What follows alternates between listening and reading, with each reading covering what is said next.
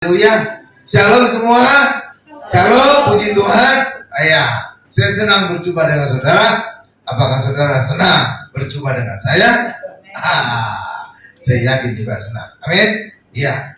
Ini adalah minggu keempat sejak kita buka Monermoni tanggal 1 Oktober. Itulah sebabnya sesuai dengan janji saya, maka ini adalah kitab yang keempat dari Alkitab. Dan itu adalah kitab Bilangan, dalam bahasa Inggris itu number. Tapi saya ingin selalu mengingatkan kita 2 Petrus 1 ayat 2. Firman ini berkata, kasih karunia dan damai sejahtera akan melimpahi kita oleh pengenalan akan Allah dan akan Tuhan Yesus. Amin. Amin. Itulah sebabnya saya selalu mengkorbankan tentang Tuhan Yesus. Agar apa? Agar setiap kita mengalami kelimpahan kasih karunia dan kelimpahan damai sejahtera. Amin. Ya. Dan ini adalah kitab yang keempat, sesuai dengan minggu yang keempat. Ya. Judulnya adalah Ular Tembaga. Judul khotbah saya adalah Ular Tembaga. Apa judulnya Bapak Ibu? Ular Tembaga. Ini dari kitab Bilangan. Kitab Bilangan itu banyak berbicara tentang angka-angka, tentang bilangan-bilangan dari bangsa Israel. Makanya kitab ini disebut kitab Bilangan, dalam bahasa Inggris number. Ya, jadi banyak angka-angka. Saudara bisa lihat jumlah orang Israel yang mati, jumlah orang Israel yang kemudian akan masuk tanah Kanaan dan sebagainya. Banyak angka-angka. Ya. Tapi ada satu hal yang akan saya soroti dalam kitab Bilangan ini adalah tentang ular tembaga. Kenapa ular tembaga ini penting? Karena ini tentang penyaliban Tuhan Yesus. Itulah sebabnya sangat penting. Bahkan Tuhan Yesus juga langsung berkata, ya, sama seperti Musa meninggikan ular di padang gurun, demikian juga anak manusia harus ditinggikan. Yohanes 3 ayat 14. Karena itulah ini sangat penting, ular tembaga ini. Latar belakang peristiwa ular tembaga ini adalah karena bangsa Israel memberontak, sehingga mereka kemudian diizinkan Allah diserang oleh ular-ular tedung dan banyak yang mati. Lalu kemudian Allah memberikan solusi, Musa harus membuat ular tembaga dan meninggikannya di sebuah tiang. Kenapa orang Israel memberontak? Nah, kita baca dulu ayatnya. Di dalam Bilangan 21 ayat 4 sampai dengan 9. Di sini ada sesuatu yang menarik, Bapak Ibu. Iya. Bilangan 21 ayat 4 sampai dengan 9. Sudah di sana, saya bacakan bagi kita semua ya. Demikian. Setelah mereka berangkat dari Gunung Hor, berjalan ke arah laut Teberau untuk mengelilingi tanah Edom, maka bangsa itu tidak dapat lagi menahan hati di tengah jalan. Ayat 5. Lalu mereka berkata-kata melawan Allah dan Musa. Mengapa kamu memimpin kami keluar dari Mesir supaya kami mati di padang gurun ini? Sebab di sini tidak ada roti dan tidak ada air, dan akan makanan hambar ini kami telah muak. Ayat 6. Lalu Tuhan menyuruh ular-ular tedung ke antara bangsa itu yang memanggut mereka, sehingga banyak dari orang Israel yang mati. Ayat 7. Kemudian datanglah bangsa itu mendapatkan Musa dan berkata, kami telah berdosa sebab kami berkata melawan Tuhan, dan engkau berdoalah kepada Tuhan supaya dijauhkannya ular-ular ini daripada kami. Apa doanya Bapak Ibu? Orang Israel minta ular itu dijauhkan Tuhan. Kita lihat nanti jawaban Tuhan. Sama tidak sesuai yang berminat? Kita lihat. Kita nanti belajar dari jawaban Tuhan tadi. Nah, lalu Musa berdoa untuk bangsa itu. Ayat 8. Maka berfirmanlah Tuhan kepada Musa, buatlah ular tedung dan taruhlah itu pada sebuah tiang. Maka setiap orang yang terpagut jika ia melihatnya akan tetap hidup. Ayat 9 terakhir.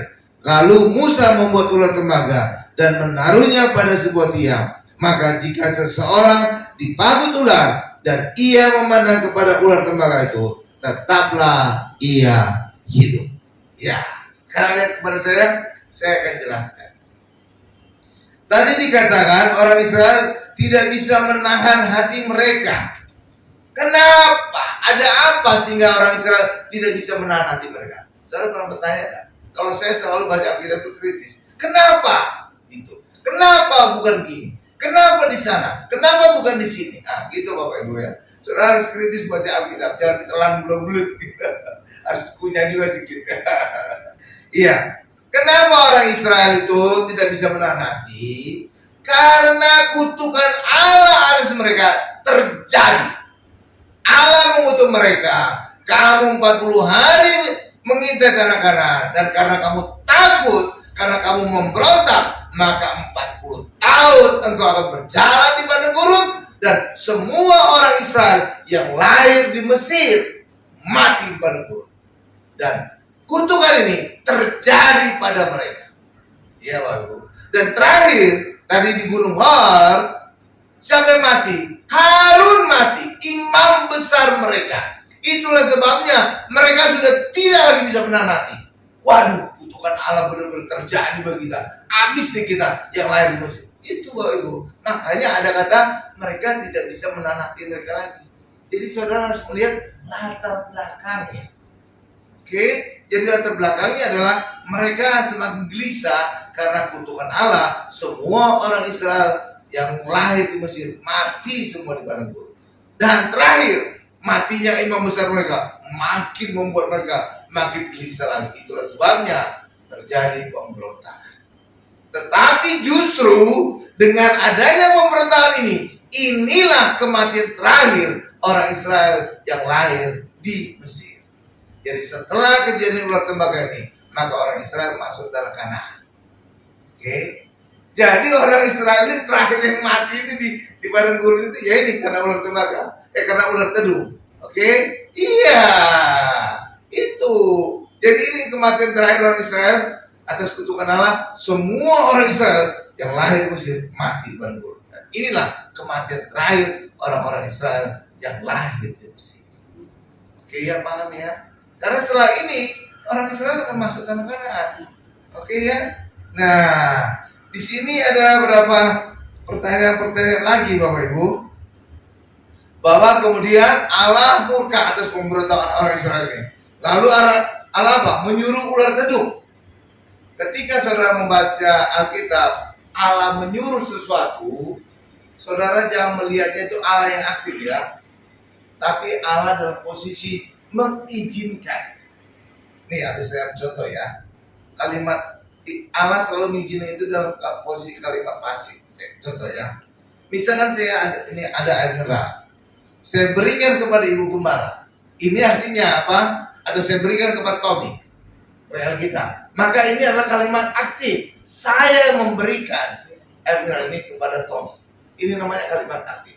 Tapi kalau air mineral ini diberikan oleh ibu gembala kepada Tommy atas seizin saya, nah ini namanya saya pasif. Tapi saya tahu, ya. Jadi Allah demikian.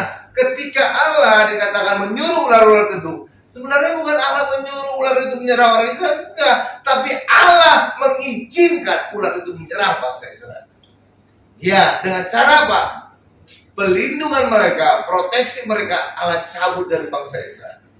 Ya, karena sebenarnya ular-ular tedung itu banyak di padang gurun, tapi selama ini mereka tidak digigit. Tahunan mereka hampir 40 tahun yang mereka berjalan. Hari ini sudah peristiwa di ujung mereka berjalan di padang gurun. Iya, iya. Jadi sudah tahunan mereka hampir 40 tahun berjalan di padang gurun, nggak ada ular tedung yang menggigit mereka. Kenapa? Karena ada perlindungan Allah atas mereka, sehingga semua mara bahaya mereka terhindar, termasuk terhindar dari ular tedung. Sama juga dengan kisah Ayub.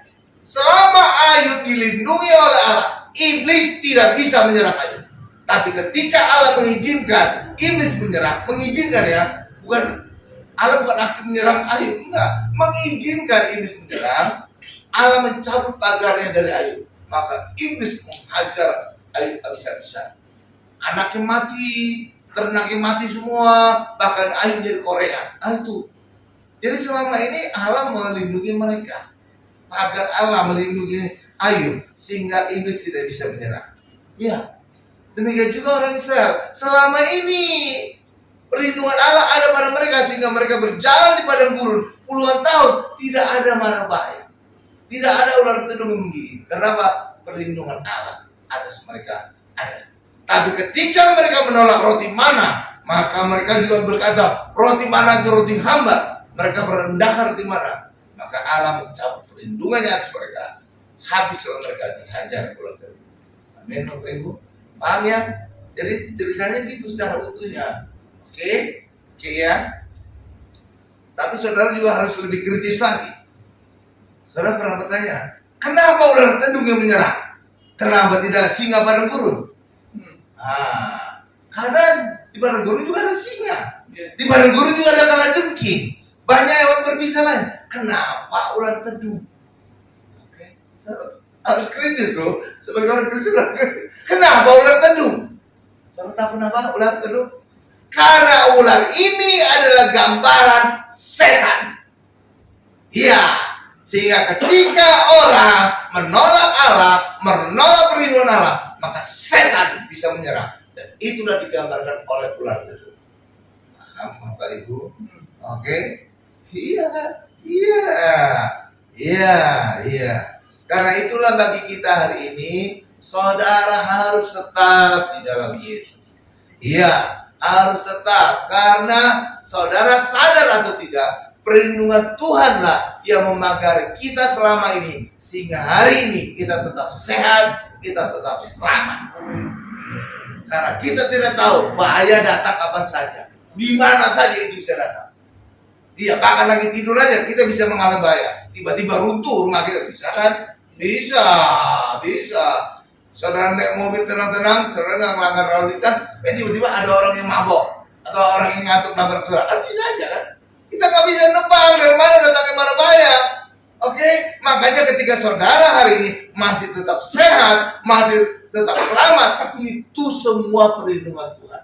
Memang perlindungan Tuhan itu tidak terlihat, kesannya biasa aja. Oke ya? Iya. Dan itu terjadi pada orang Israel. Mereka menolak Yesus, sehingga Yesus sampai menangisi mereka. Dan sekarang tempat Yesus menangisi orang Israel ada diperingati menjadi sebuah gereja, ya namanya Dominus Flevit di Israel.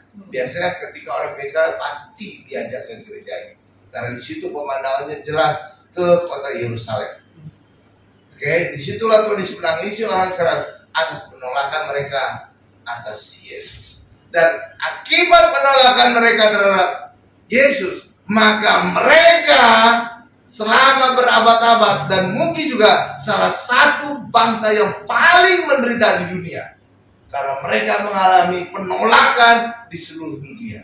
Saudara lihat aja di televisi, hanya Israel aja banyak ditolak bangsa-bangsa. Nggak ada bangsa lain kan? Ya kan? Iya.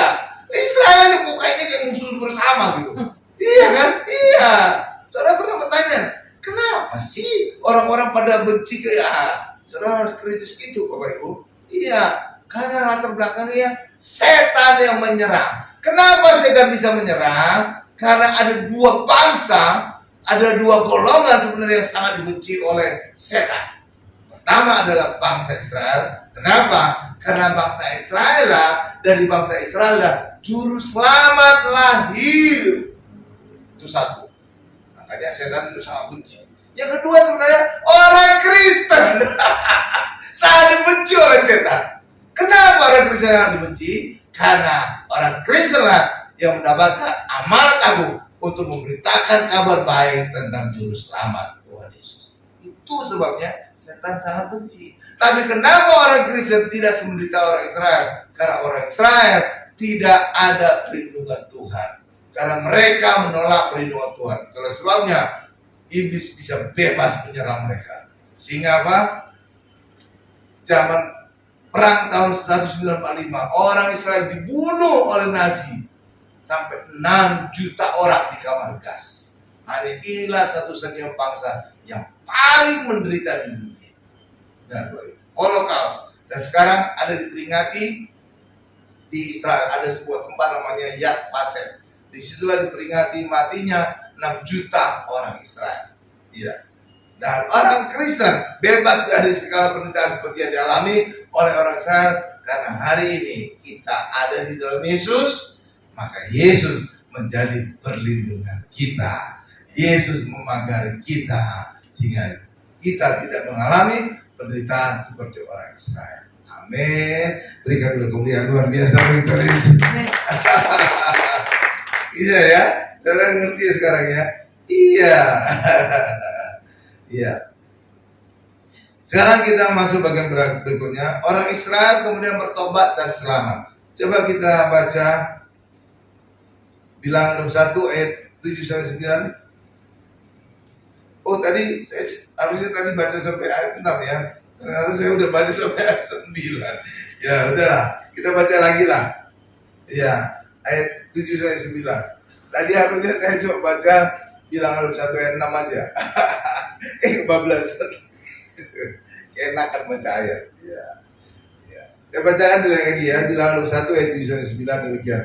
Kemudianlah datanglah bangsa itu mendapatkan Musa dan berkata, kami telah berdosa sebab kami berkata-kata melawan Tuhan dan engkau. Berdoalah kepada Tuhan supaya dijauhkannya ular-ular ini daripada kami. Lalu Musa berdoa untuk bangsa itu.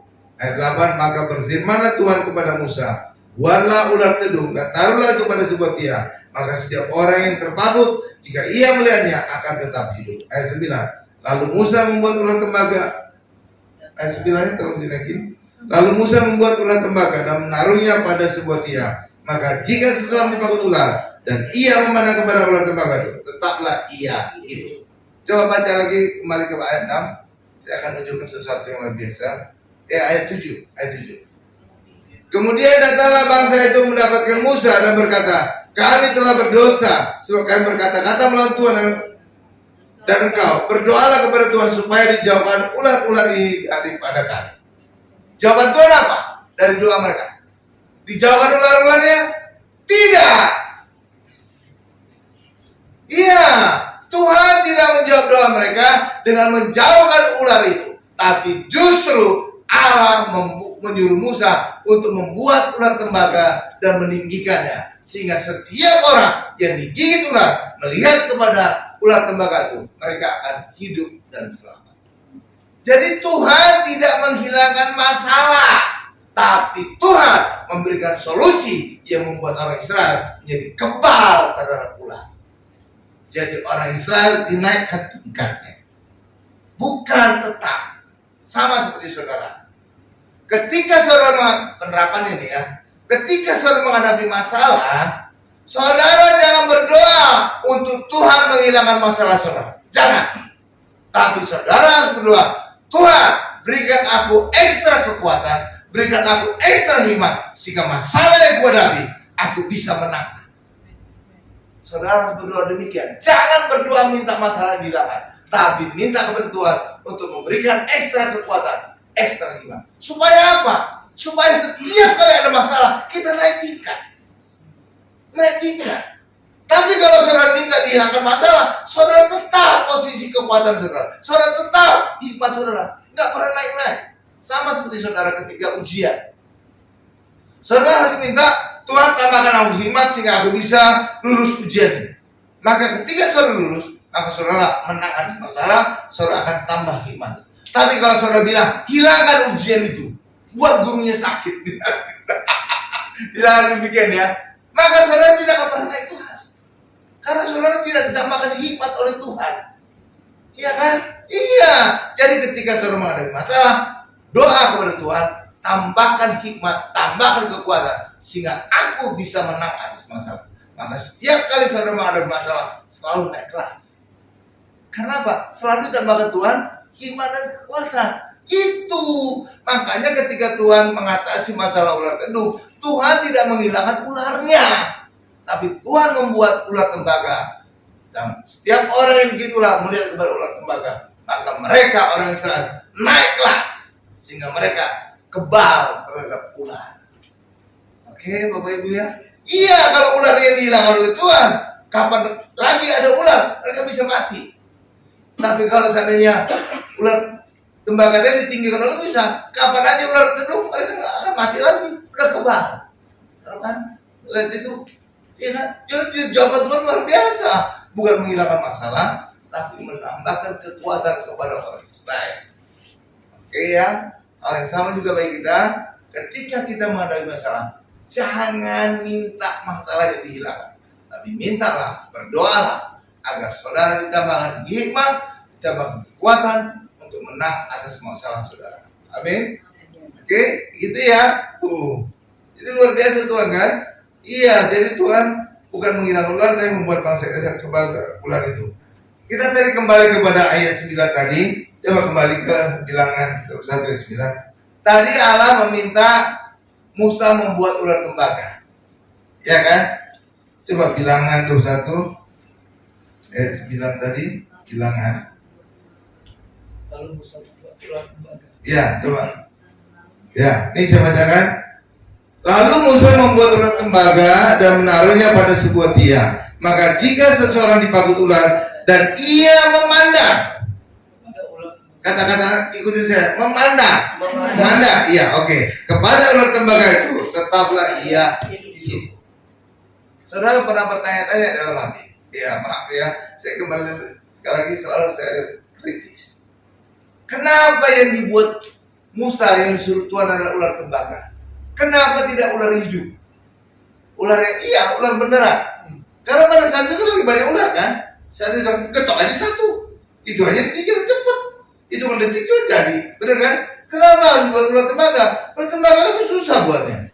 Harus mau lumetkan dulu tembaga, membentuknya kayak ular, kan lebih susah. Atau ular kayu aja, karena biasanya orang Israel itu punya tongkat. Gembala itu selalu punya tongkat dan bentuk juga kayak ular, melengkung di atas. Kenapa bentuknya melengkung? Karena itu mereka umumnya pekerjaan mereka gembala. Jadi kalau ada domba yang jatuh ke jurang, pada tinggal kait gitu loh Bapak Ibu. Ya kan? Makanya tongkat mereka nggak pernah lurus, selalu ada bulut gini. Mereka kan umumnya gembala. Jadi kapan aja ada dombanya yang masuk ke dalam lubang, tinggal tongkel aja. Iya ya. Nah, itu kan lebih gampang buat bentuk ular. Kenapa ular tembaga? Nah, sudah saya ajak kritis. Kenapa bukan ular yang asli? Ketok satu langsung digantung, itu hitungan detik juga jadi. Ular tembaga itu perlu sejaman atau seharian dibuatnya. Iya, meleburkan tembaganya, membentuk jadi ular, gitu kan? Iya kan? Saya tahu kenapa? Karena ini gambaran Yesus. Ular tembaga ini gambaran Yesus. Yesus juga tadi kan saya sudah bacakan di awal, bahwa Yesus berkata, seperti Musa meninggikan ular di padang gurun, seperti itu juga lah anak manusia akan ditinggikan. Jadi ular tembaga ini gambaran Yesus, dan Yesus bukan ular beneran. Oke? Itu jawabannya. Lalu pertanyaan berikutnya, kenapa tembaga? Kenapa tidak ular kayu aja? Saudara harus kejar terus sampai mentok. Kenapa bukan ular kayu? Lebih gampang. Tongkat-tongkat orang Israel juga udah kayak ular gitu. Atasnya kayak melengkung gitu untuk ngait domba-domba yang masuk jurang, kayak masuk. Ya kan? Kenapa? Karena tembaga selalu berbicara penghakiman. Pada akhir zaman langit seperti tembaga. Seperti gitu Bapak. Jadi tembaga itu berbicara penghakiman. Jadi Yesus digambar ular tembaga karena pada saat itu Yesus di atas salib menanggung dosa seluruh dunia. Dan Yesus dihakimi Allah atas dosa yang Yesus tanggung. Itulah sebabnya ular yang tinggal usaha ular tembaga. Paham? Paham? Jadi saudara makin cerdas. Oh iya, itu tuh maksud. Gitu ya. Jadi kenapa ular tembaga? Karena itu adalah gambaran Yesus yang menanggung dosa dan dihakimi Allah atas dosa-dosa kita yang ditanggung oleh Yesus. Sebabnya bukan ular beneran yang ditinggalkan Musa, karena Yesus tidak berdosa beneran. Tapi Yesus yang menanggung dosa kita. Amin. Nah, karena itu dikatakan Yesus tidak mengenal dosa. Mari kita baca ayatnya 2 Korintus 5 ayat 21. Jadi ular tembaga itulah gambar ular yang dihukum, gambar Yesus yang dihukum. 2 Korintus 5 ayat 21. Hari ini kita akan mendapatkan singkat luar biasa loh Bapak Ibu. Nah, Tommy bisa belajar, nanti saya kasih catatan korbannya. Amin. Kamu bisa korbankan di tempat lain lah. Amin. Biar kamu kelihatannya kayak dokter juga. Amin. Iya kan? Cerdas urusannya. Kenapa ulah tembakau? Oh kan belakang gitu naik kan kesan itu canggih banget. Berapanya dahsyat. Amin. Iya kan? Kemarin juga kan dengan kata bahasanya banyak sih kabar. Dikasih. Iya. Juga yang pas si Anto ya, itu juga kan saya mas share ke WA grup kan, mau handphone kan, itu kamu bisa pelajari. Iya. Ya. 2 Korintus 5 ayat 21 sudah. Ya, ini ayat terakhir saya bacakan ya.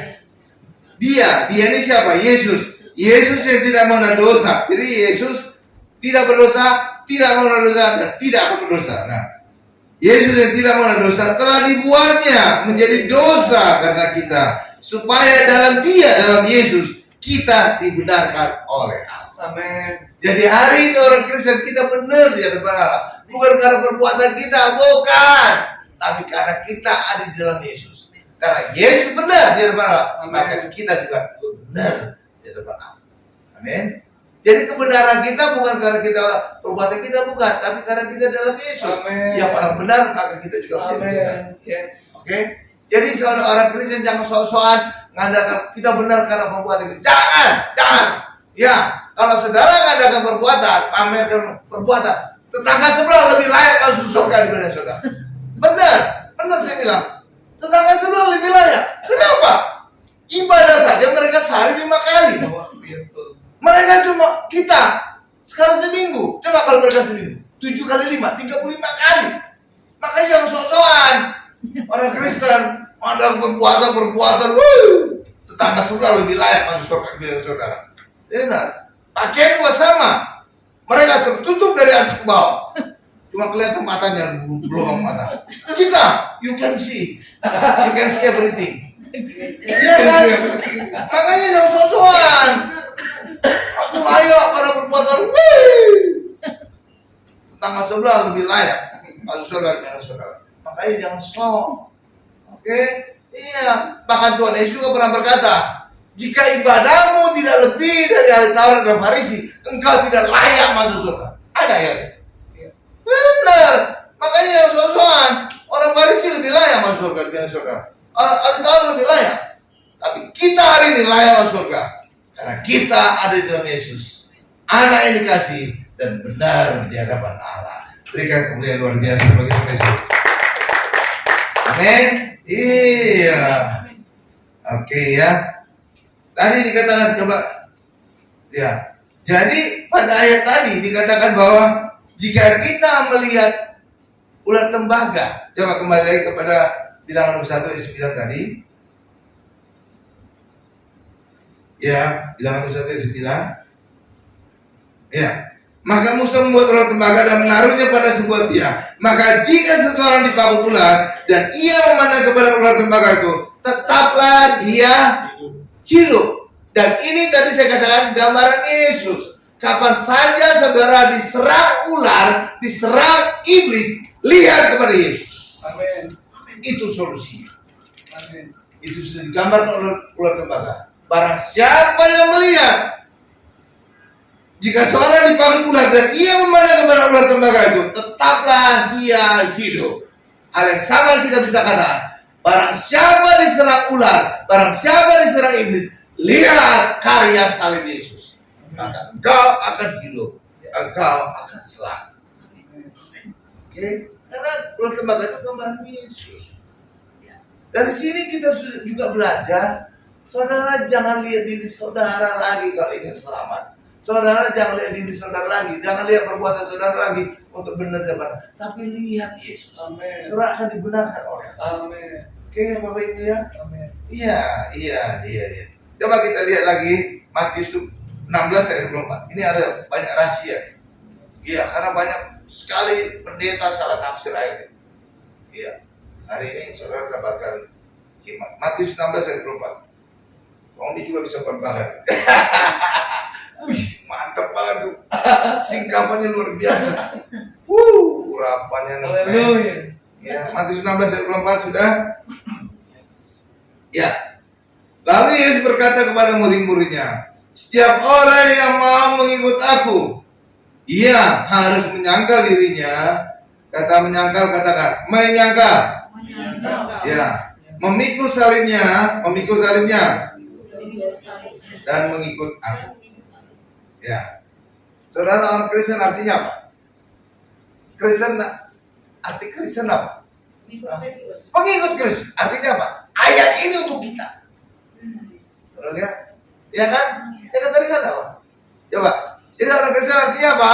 Pengikut Kristus. Maka Matius 16 ayat 24 ini untuk kita.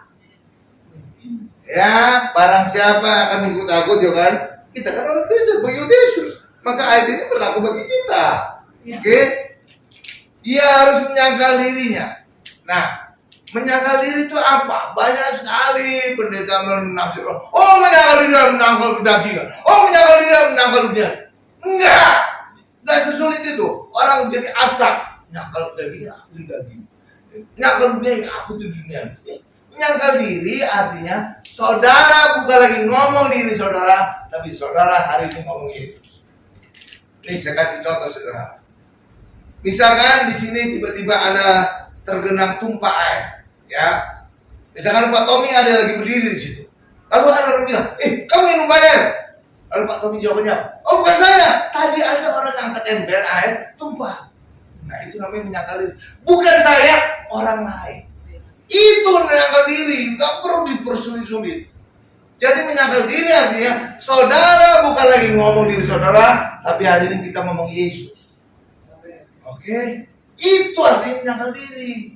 Jadi nggak lagi ngomong perbuatan baikku. Aku sudah melakukan ini. Aku sudah pelayanan 20 tahun. Aku sudah melayani ke desa-desa. Aku sudah melayani masuk hutan. Udah ketemu singa. Aku sudah melawan badak. Nggak ada itu artinya. Saudara itu ngomong diri saudara. Hari ini orang Kristen, ayat tadi berkata, barang siapa ingin ke Yesus, dia harus menyangkal diri. Jadi jangan lagi ngomong diri kita, tapi hari ini kita ngomong Yesus. Dan itu juga dikatakan di dalam 1 Petrus 2:9. Engkau adalah imamat yang rajani. Saudara, imamat yang rajani, amin. Apa tugasnya? Memberitakan perbuatan-perbuatan besar dari Dia, dari Allah. Bukan perbuatan baik saudara.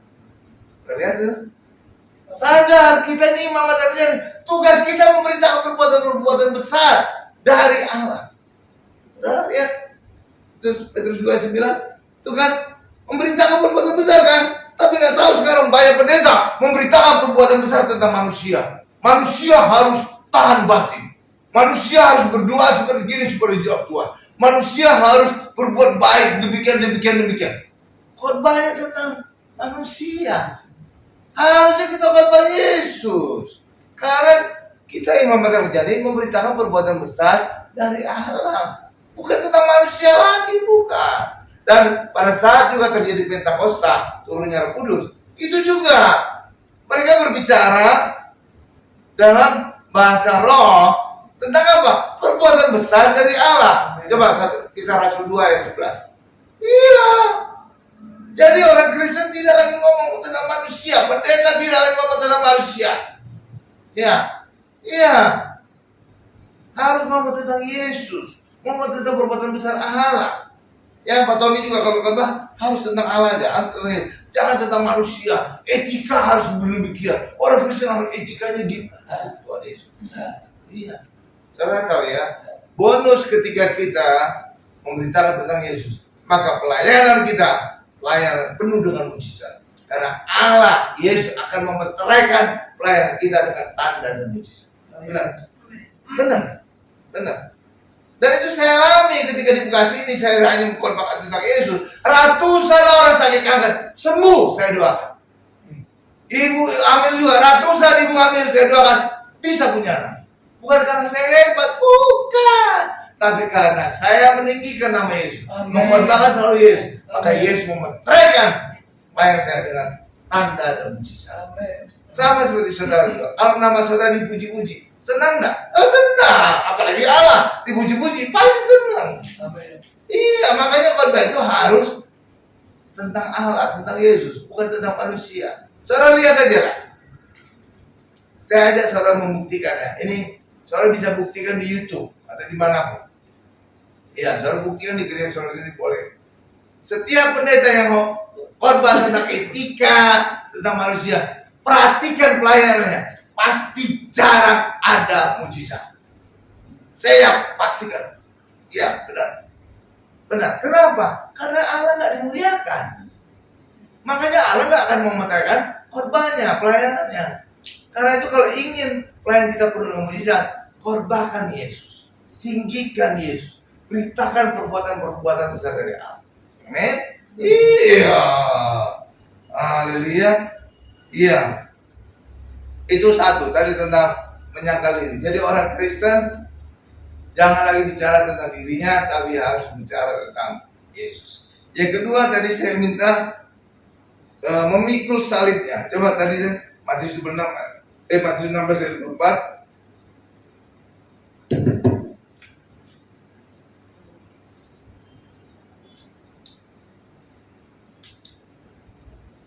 Ayat ini banyak disalah tafsirkan pendeta juga orang Kristen. Ya, Matius 16 ayat 24 sudah saya bacakan ya. Lalu Yesus berkata kepada murid-muridnya, setiap orang yang mau mengikut aku, jadi orang Kristen pengikut Yesus, berarti ayat ini berlaku untuk kita. Oke? Dia harus menyangkal dirinya. Tadi saya sudah jelaskan menyangkal dirinya. Lalu apa? Memikul salibnya. Nya itu huruf kecil atau huruf besar? Artinya salib Yesus atau salib kita? Salib kita. Tapi nggak tahu gimana. Banyak pendeta kacamatanya perlu diganti. Bacanya itu salib Yesus, mereka bilang. Lihat, nya itu huruf kecil. Amin. Bahkan mereka juga selalu melihat karena salib Yesus disalib menderita, maka mereka juga menganggapnya penderitaan. Sehingga apa? Ketika ada masalah dalam keluarga, oh itu adalah salib dalam keluarga. Ketika anaknya narkoba, oh itu adalah salib bagi anak. Ketika mereka bangkrut, resesi, oh itu adalah salib. Benar kan? Banyak itu orang yang berkata demikian. Itu adalah salib.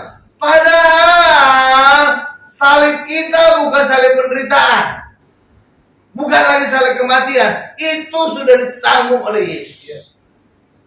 Jadi kita harus melihat ini salib kita yang kita pikul, bukan salib penderitaan kematian Yesus. Nyanyi itu huruf kecil, jadi salib kita, Neng. Bukan salib Yesus yang menderita mati. Benar ya? Iya, kalau nggak bisa baca, bilang aja.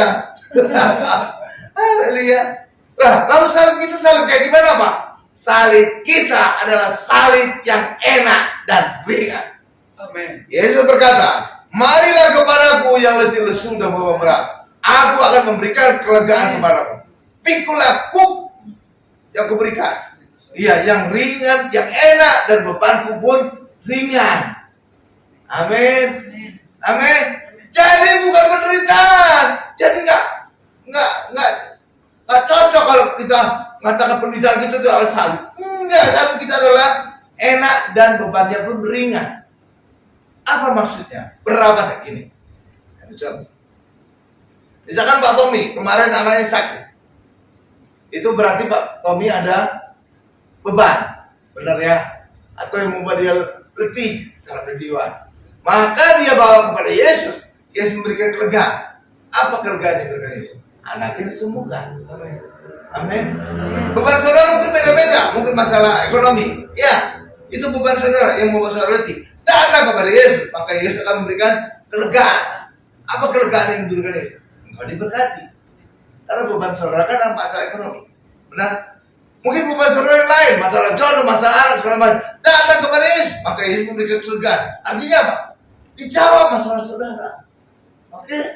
Jadi salib kita hari ini yang disebut enak dan ringan, artinya itu semua berkat, kemenangan, bukan penderitaan. Namanya saya sudah enak, namanya sudah ringan.